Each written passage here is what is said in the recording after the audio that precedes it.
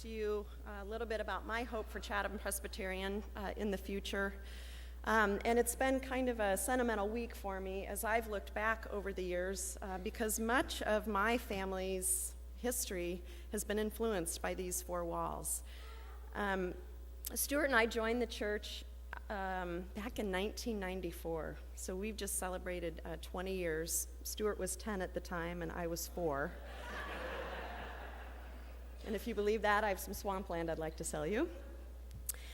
We came to Chatham Presbyterian looking for a new church home, and we're old enough with the church that the church home we first visited was the sanctuary at the other end of the building, which is now the warehouse.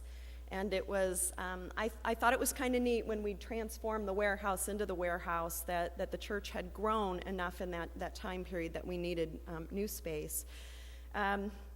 Back then, we had pews instead of chairs, and I'm going to sound like a really old person when I remember this, but I think it's important that we look at where we've come from as we look ahead to where we're going. We all pretty much had our favorite pew, and if you inadvertently sat in somebody else's pew, you'd kind of get a dirty look on Sunday, but it was a loving dirty look. So that's where we started. When we joined the congregation, there were some elementary age kids, but not very many babies. And so when Marissa came along, she was the second baby. Toriel Bearsane was the first baby that had come along in a while, and that really kind of marked a new time in the church as new children came in. And I'm always encouraged. I love it when we have the kids' time up here, and I see how many kids are in the church now. But I thought the best way maybe to share a little bit about my hope for tomorrow is to take a little look back. And so I brought the Buyer's Scrapbook along, and I'm going to share just a few pictures with you. This is what Stuart and I looked like when we joined the church in 1994. I'll give them a second to pull that up there. I actually found the paper. Here we are. Isn't that cute? I found our transfer paper. It was signed on March 24th, 1994, so just this last week we celebrated officially 20 years in the congregation, but we had been attending for some time before we transferred, and we're both so old we can't remember how long we attended before we transferred. We just know that we have at least 20 years here. And I thought of those speaking, I might be the one that had been here the longest, but Brian Metzger's been here since he was 2, so I think he beat me out by a couple of weeks, if not maybe a year or so. We came to Chatham Presbyterian looking for a church home, and we were greeted with such love and friendliness. Jane Stout got a hold of us, and I don't think there was any way we were getting out of here, even if we had wanted to, but she made us feel comfortable. She introduced us to everybody in the congregation, and before long we were coming on a regular basis, and we didn't want to leave, and that was the best thing about it. And I think that's still one of the things that marks us as a congregation. I still, to this day, try to look around and find somebody that I haven't met and make the effort to go introduce myself to them, because that's why I'm here. Because somebody went out of their way to say, "Hi, I'm Jane, what's your name?" And we've stayed because of that. When we started, there were no young children at my house. It was just the two of us, so very different experience. But in 2 years after we joined, this is what our family looks like now, actually. So you can imagine what's transpired for us as a family between the time that it was just the two of us and now the time that it's 4 of us. And I've got an adult who's getting ready to leave for college. I've got a son that's going to be driving soon, so heads up, everybody. Times have changed a lot for our family, but this has been a central point of our family and our existence as a family. In 1996, Marissa came along, and she just celebrated her 18th birthday. And happy birthday, sweetie, I love you. And she shares a birthday with Sarah Peterman over there. So Sarah, happy birthday. I don't have permission to tell you how old Sarah is, but I can tell you that she just celebrated a very special birthday. So I'll let you find that out. So I always know to say happy birthday over there, and the Van Proyens know to say happy birthday to Marissa because they share a birthday, although there's a few years separating them. So Marissa came along in 96, and then Mason came along in 1988, and he's had his hands over his head ever since. And I love you too, buddy. Joe Eby visited us in the hospital after my children were born, and my children were baptized in this congregation. It was extremely important to us that we dedicate them to the Lord shortly after they joined us. They spent a lot of time in these walls. There was Sunday school. There's been Vacation Bible School. What Would Jesus Do Day Camp. It's been so transformative and so influential on my children, and I'm grateful because of that. Those of you who have children, don't underestimate the power of raising your children around people who will set a good example for them and who will love them. I am so grateful to each and every one of you for the moments that you've been kind to my children, that you've talked to my children, that you've encouraged my children, that you've loved my children. Some of you have taught my children Sunday school. Some of you have been, and I knew I was going to get teary-eyed. Some of you have been youth group advisors. Amy was Marissa's mentor. Tad Moorhead was Mason's mentor. My children have been influenced by really great people in this congregation, and thank you for that. After baptism, and once we graduated from Vacation Bible School, my kids were both confirmed at this church.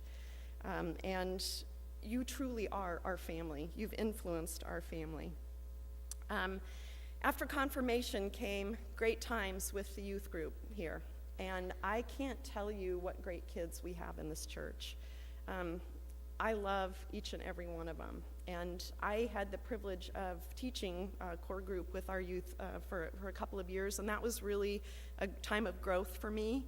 I was a little nervous about it, but to be able to teach teenagers about faith, you have to really dig into the faith and figure out what you feel about things, and there were a lot of things that I didn't know enough about to be able to teach, so that meant homework during the week, and I loved the discipline of having to be prepared for working with them. But it's not just about teaching them faith, it's also about having fun, and this is not working, so if I can have some help there, advancing it. You know, we've had back to school bashes, and you can go ahead and advance it again. I loved it when our youth group had the guts to show up at Cherry Hills dressed like this for a game of dodgeball.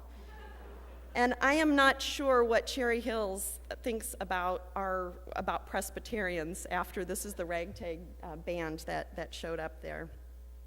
But it hasn't just been my children that have been influenced by this church. It's been me personally. I had the privilege of being in a small group on Monday nights for a long time and a small group on Monday mornings for a long time. Stuart and I have done couples classes here together. We've done parenting classes here together. And when my niece was killed unexpectedly in a car accident many, many years ago, Donna Thurston, who was the founder of our counseling center here, was the first person to call me and reach out to me. And I didn't know Donna really at that point, but she and I ended up becoming friends, so there was a gift in the midst of the grief for me there. But I really believe that our counseling center is an important piece of what we do in our work here. There are things that are said in that counseling room that people can say to nobody else, but somebody who loves them and trusts them. So I was really grateful that happened, and this church congregation surrounded my family, and you lifted us up, and you got us through that hard period. And that's part of my personal story, but each of us has a story. And I think that's what makes this church so interesting, is that we take all of our stories from the week, and we come together and we decide to do life together. And that's part of what makes me really excited about the future is what we've got going here. I have to warn you, though, when you become a part of this congregation, God's going to call you into some places that are going to be unexpected, and he's going to ask you to do some things that you didn't expect. And so if you'd go ahead. Mission trip. My kids both did mission trip. And so those of you that went on mission trip with them, thank you for that. They came back transformed. They had an opportunity to help other people. They know how positive that makes them feel, and we're looking to mission trip this summer too. Here's a place that Stuart and I were called into, the trunk or treat. We talked like pirates for about a week after that, and neither of us had a voice. But what I loved about what Todd did up here this morning is church isn't just about serious worship, it's about fun too. And we have fun at Chatham Presbyterian, and it sounds to me like our new pastor likes to have fun, and I think that's going to continue to be a part of our heritage. I'm excited about the future for 3 reasons. Number one, our legacy. For those of you that don't know, our church was actually planted from a group of pioneers that got on covered wagons and came from Potsdam, New York, over 175 years ago. And Thornton was right, it's been kind of a tough couple of years here, but when I thought about them leaving everything they knew and putting it in a covered wagon to go spread the love of Jesus Christ, our sacrifice sort of paled in comparison to that. Our church has been going for 175 years, and whenever we needed people to step up, people have stepped up. And so part of it is our legacy that I feel like, I personally feel an obligation and a desire to continue to work that they started so many years before. And I realize that we'll pass through this church, but I want this church to be here in another 175 years. And it may look different, it may feel different. I can guarantee you that I won't be here in 175 years. But we've got a cloud of witnesses that have gone before us, and we're part of that story, and it's part of the CPC story. I'm also excited because of you. I go to church with really cool people. I've been loved by you. I've been encouraged by you. You've brought us casseroles when we needed it. You've challenged my thinking on many occasions. And as I said, when things needed to happen, people always step up. You know, we love God, and we want this to work, and it will work and I'm confident of it because of the people who are in this congregation and what you've done and how you're stepping up and continuing to step up. I've seen God show up in more ways in the last 2 years than I probably have in the last 20, and I'm encouraged by that. And the last reason that I'm really excited about the future is that we serve a God of delightful surprises. And I believe what Ken says, that our best days are ahead. God's going to surprise us. He continues to work, and we are on the beginning of something new and something fresh and something different, and I can't wait to see what's going to happen here. I don't think it's going to look anything like any of us expect. But the one thing that I've held fast to over the last couple of years as we've moved through this transition is this Bible verse that I'd like to share with or leave with you, and that's Hebrews 13:8, and that is Jesus Christ is the same yesterday and today and forever. And even though the people sitting in our church have changed over the last year, even though the person leading our church is going to be changing, Jesus Christ doesn't.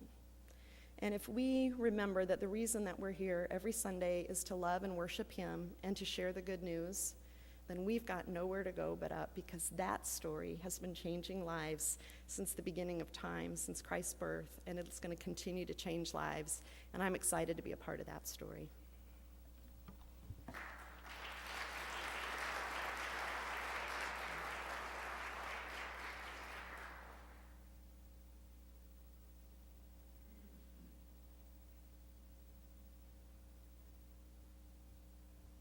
Good morning. A couple of quick things before I start. Todd, you're fired. I did the math while Mary was speaking, and apparently I'm 2 years older than her. I joined in 1990, and so if she was 4 when she joined in 94, then I'm really old. Sorry. Also, since Jim and Joanne are getting here next week, I've been practicing. Ken Mackin. Got that down. My name is Brian Metzger. I volunteer as the business manager here at CPC, and I also play in the band over there, if you're looking during Sunday morning worship. I'm also married to Sarah, which means I get volunteered for everything else too. Yes, thank you. I struggled a little bit when I was trying to decide what to say today, particularly because I'm not really sure where we're going to be at in the future. And that's a tiny bit scary to me, but it's also really exciting because it kind of means that we could go anywhere. I have a feeling it's in a good place, but I really don't know. And as Mary has taken the approach, I kind of look back to look forward. The last 2 years, we've been through a lot and done a lot as a church family. We've organized a number of community events, back to school bash, the trick or treat and trunk or treat, event, and we also have a great program going through the Crossroads Counseling Center called H2O, and they host a number of programs that help people in the community. We've also done some big things financially this last year. We raised $40,000 in July. Nobody gives in July because they're on vacation. That's incredible. The other thing, we ended the year in the positive, which I'm told doesn't happen very often here. These are all things that we as a church were able to achieve, and they stand as evidence of God's amazing ability to work through his followers when we work together. And I think part of it also comes from this church's unique attribute, which I think a lot of other churches are probably envious. We have a strong attitude towards volunteering and serving the church. I think just about any program or any service that we provide here, we've got at least estimated 1,000 people that volunteer for it. Not good with math. I'm also the business manager. But the building and grounds and maintenance cleaning crew is almost entirely volunteer under Tad's direction. The nursery is coordinated by Sarah Moorhead. The children's programs are run completely volunteer, thanks to Laura Van Proyen and her great team. We also have tons of volunteers in student ministries, and even the newsletter and bulletin are done by volunteers. I mean, that stuff just doesn't happen by magic.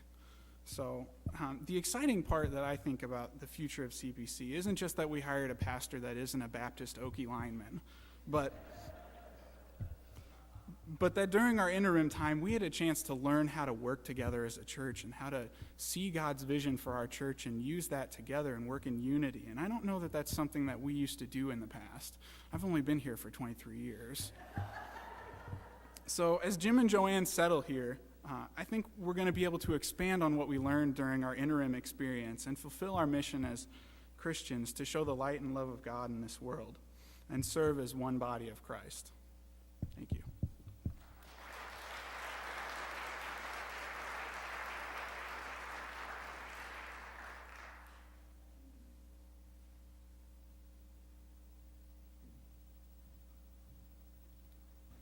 I have to put my reading glasses on for nothing to read. For those who haven't met me, my name's Mark Beal. I came to this church in 1999, 2000. And, when you watch a movie and you hear a line from a movie, or you hear a song and it kind of takes you back to that period of time. I'll give you an example. Here, I'll look at Steve. It's probably most appropriate. Mr. Blutarski, 0.0. Now, when I think of that line, it takes me back to November 1978, the Round Lake Theater. The movie had just come out. It was a neat time of my life, and I still love that movie to this day. And my wife said, whatever you do, don't use an analogy to an Animal House. And don't mention that she's a super babe. So now that I've done both, Steve, if you give me a ride home, I'd appreciate it. But, when I think of the song Louie Louie, which was essentially repopularized during the Animal House, I don't think of Animal House when I hear that da-da-da, da-da. When I hear that, what I think of is the first time I came through the doors at Chatham Presbyterian Church, and Thornton was playing the Christian equivalent of what sounded like Louie Louie. And I remember, coming in and thinking to myself, I might be able to stay here. I was thinking, I think the Lord intervened, Animal House, Louie Louie, and the church. And so we never left. And over that time, I think of all the folks that I've got to know. And there's a lot of folks, or a lot of places we can go to connect with the Lord. And, you can hear a lot of great sermons on a Sunday. I mean, there's going to be a tremendous sermon probably in about 2 months in Tulsa. So there are a lot of places to go. But when I look through the congregation and I think of the people, I used to work with Tad's mom years ago. We didn't realize that. Jill Spicer may have the greatest personality and outlook on life of anybody I know. Bob, if you want to know where Bob's at, he's at the Fit Club twice a day. Pat's a long-suffering Cub fan like me. Ari loves the Illini all the way through. I think he bleeds orange. Linda, arguably maybe the best educator in all of Sangamon County. Just outstanding. You know, Todd sends me jokes, many inappropriate, but I do laugh all the time. I met Tom's mom, you know, working out, you know, a tremendous lady. I've known Steve and Amy, you know, through all kinds of stuff. I've stayed at Dr. Werner's lake house before. You know, I've had the pleasure of working with Jack's son, you know, for a while. I know that the Suttons love their Ford Mustangs. You know, I'm looking at Ken here. Ken used to bowl with Debbie's uncle back in a bowling league probably 40 years ago. Looking through, Mark used to play baseball. Gary, corn. You know, and then, you know, I look over here. I've known Scott from, you know, politics for years. You know, Mary, I've seen Mary speak in front of 500 people and been in the audience and been very envious because she's tremendous. I've known Debbie and Craig horses. They love horses. You know, and so my point is, you know, it's the reason I think folks come to a church and spend time at a church is, sure, you want to hear the message of the Lord, but a lot of times it's the friends. I run a trade association. People ask me, you know, how do you run it? And I said, I view my members as a flock. I represent chemical companies. We did a focus group, and we asked our members, why do you belong to our group? And you know what the number 2 reason was that companies belong to my organization? Is because we were fun. Okay? Now, trust me, you could put 10 things on the wall, and fun was not going to be on that wall. We're the chemical industry. We're not fun. Okay, but what I got from that is that when they walk out after a meeting, they walk out feeling better than when they walked in. And that's probably the most important thing. There's not a time that I don't leave on a Sunday where I don't feel better than when I walked in. And that makes me want to come back. When Jim comes, and I have no doubt that Jim's going to be successful, and we're going to be an integral part of making him successful. You know, it's like when you go see a movie and you say, gosh, that was a great movie, and you tell 10 of your friends, and 10 of your friends go see the movie. It's the same way with church. And if people like what they're hearing and what they're seeing, and they like coming, they go out and they spread the word and they tell others, you need to come. And Jim isn't going to be able to do this all on his own. It's going to be us who's going to make the difference. So I have no doubt about the future of the church. I think it's going to do extremely well, but we're all going to need to do our bit. So when people ask me, you know, why I come to church, I said, well, I come because, you know, the spirituality. I come to see my friends, and then I come for the laughs. So with that, thank you.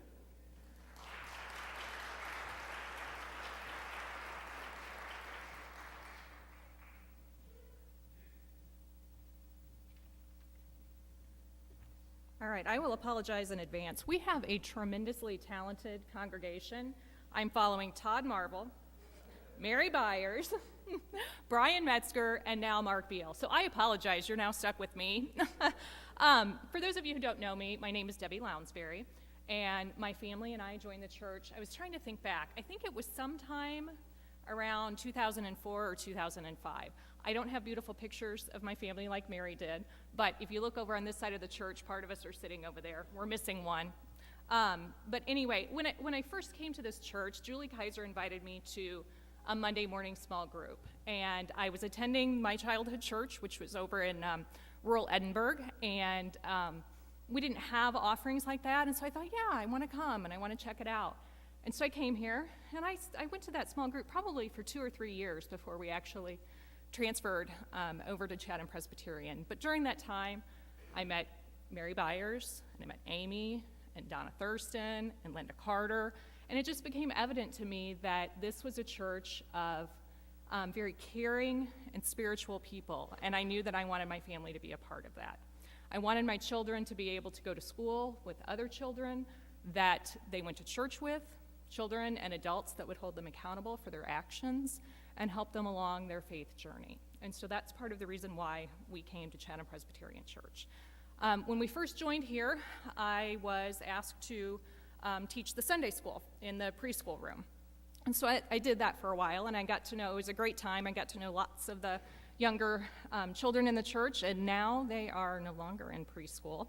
And it's kind of scary when I look out and I see how they've grown. But I started off teaching Sunday school, started volunteering in other capacities around the church, and in 2009, I was asked to join the church session. And so I most recently served on the church session from 2010 to 2013, actually just finishing up my term of service. And when I first joined session, I'm kind of like my predecessor speakers here. I'm going to do a brief walk down memory lane because I think it's important, as Mary said, to look at where we've been so that we can understand and share in an excitement about where we think we're going. But in 2010, when I joined session with my other cohort, Julie Kaiser, we sort of laughed because we had this very Pollyanna attitude. You know, we were going to be a part of the church session, and it was going to be fun, and it was going to be great, and we weren't going to be asked to make any tough decisions, and that didn't happen. I akin my time on church session. I remember when I first started working many years ago in politics and government, I had a mentor who once said to me, "Are you sure you really want to do this?" And I said, "Well, yeah, this is, what I've gone to school for. It's what I love." And he said, "Well, Debbie, it's a lot like sausage." And I just sort of looked at him and he said, "You like to eat it, but you don't always like to see how it's made." And I think in many respects, my time on the church session was kind of like that. And I'm not saying that to discourage you from being on the church session because it truly is a wonderful time, but I became a part of decisions, and I learned things, and I carried burdens that I just really didn't know that I wanted to have to bear. And so I think when Mary said sometimes we're called to do things and take us outside of our comfort zone, I'm standing here as a witness to that because it was 3 years, probably the most difficult 3 years of my life in a church, and I grew up for the most part in a church.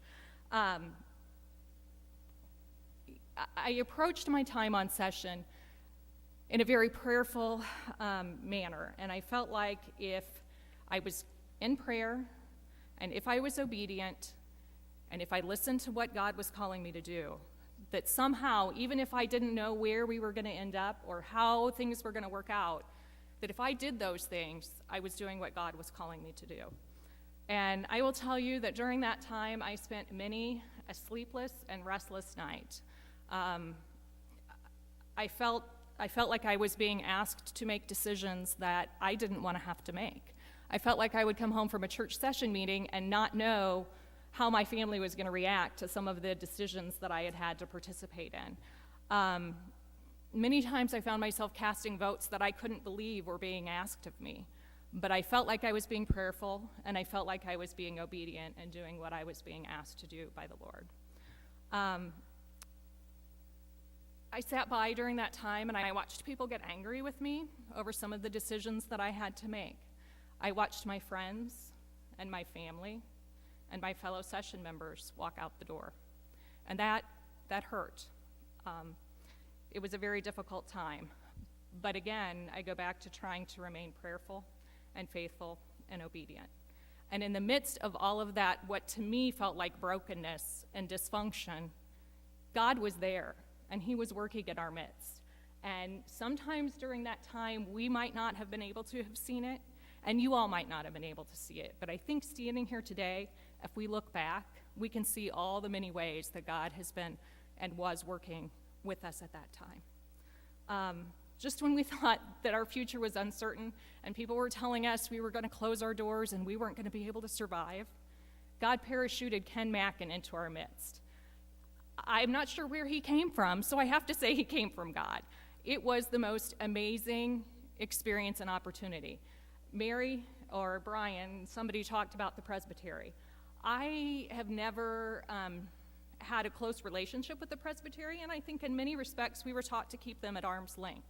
They have been the most tremendous asset to this church over the last 2.5 years. They have been amazing. They allowed Ken Mackin to come in here as a Baptist Okie and work his magic with us. And they came in and they held our hands and they taught us things about being Presbyterian that I think a lot of us on session didn't even know.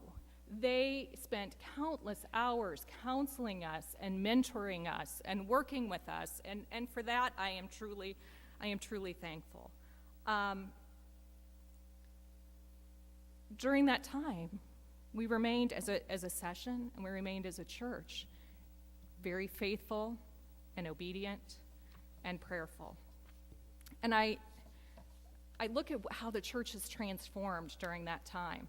You know, we all got on the same page, and we all started working collectively, and we rolled up our sleeves, and we said, what needs to be done? We lost staff members, and we didn't hire those staff members in the first place to do nothing. They were doing a job, and when they left, somebody had to continue to do that job. So we had people filling in the office. We have people cleaning our church. We have people who are participating in the praise band. We have people who are mowing our grass and doing yard work. And those people are you. And I want to thank you for that, because you have made this church today what some said was impossible. We have not only survived, we have thrived, and we are moving forward, and that's because of each one of you. The presbytery told us at one point in time that they couldn't believe that a church of this size could run on volunteers. And yet I look around this room and I see so many people that volunteer in so many different capacities in this church. It is truly amazing. And if you're not volunteering, ask yourself why. There's plenty of opportunities. I think when I look to the future and I look at what Ken asked me to talk about, which is why I'm excited about the future, I'm excited about the future because of you. You are amazing.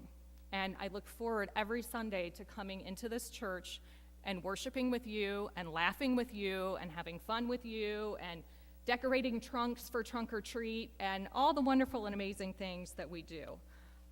Going forward, remember Ann's message a couple of weeks ago that we need to make sure that when we look at what we want from our new pastor, that we don't put our expectations upon him. God has amazing and exciting things in store for Chatham Presbyterian Church, and I just want us to allow him to work in our midst. Our best days, I truly believe, as Ken has said, lie ahead. I don't know exactly what that's going to look like. I know we have a pastor nominating committee that is giddy with excitement. I know that this church voted unanimously to bring Jim as our full-time pastor. And to be honest with you, I didn't know this church could do anything unanimously. After all we've been through, I think that was the most amazing sign of what is to come. And so I just ask that you come along with me and that you come along with this church, and let's see what God has in store for us.